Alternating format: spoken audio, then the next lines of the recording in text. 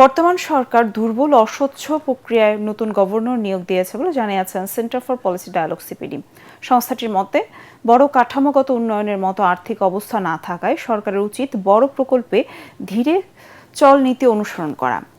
এ সময় সিপিডির গবেষণা পরিচালক ডক্টর খন্দকার গোলাম মোয়াজ্জেম বলেন, মার্কিন যুক্তরাষ্ট্রের সঙ্গে একটি বৈষম্যমূলক বাণিজ্য চুক্তি করেছে অন্তর্বর্তী সরকার, যা থেকে বর্তমান সরকারের সরে আসা উচিত।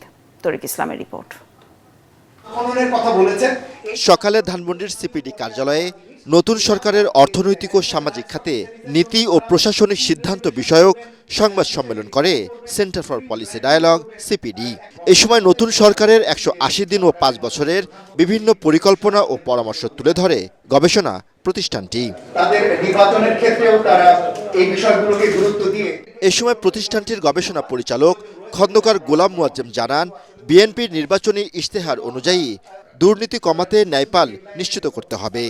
এই ধরনের একটি চুক্তি কিভাবে একটি সরকার অনির্বাচিত সরকার করে যেতে পারেন, বা এই দায়টি কিভাবে একটি নির্বাচিত সরকারের কাছে এই সরকার দিয়ে যেতে পারেন। ফলে আমাদের অর্থনৈতিক স্বাধীনতা, নীতি সিদ্ধান্তের স্বাধীনতার জায়গায় এই চুক্তিটা আমার কাছে একটা বড় ব্যত্যয় মনে হয়েছে বলে আমার কাছে মনে হয়। ব্রিফিংয়ে সংস্থাটি জানায়, আর্থিক খাতে শৃঙ্খলা ফেরাতে কঠোর হতে হবে বর্তমান সরকারকে। কেন্দ্রীয় ব্যাংকের গভর্নর নিয়োগে আরও স্বচ্ছতার প্রয়োজন ছিল বলেও জানায় সংস্থাটি।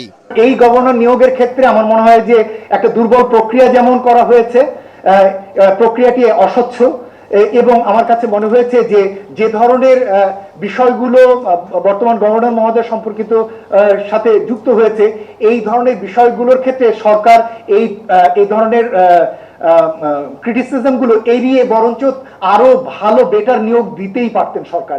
দীর্ঘমেয়াদী জ্বালানি সংকট নিরসনে এলএনজি থেকে সরে এসে গ্যাস উত্তোলনের পরামর্শ সিপিডির।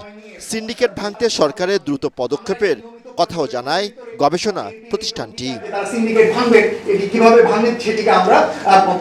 তরিক ইসলাম, এটিএন বাংলা, ঢাকা।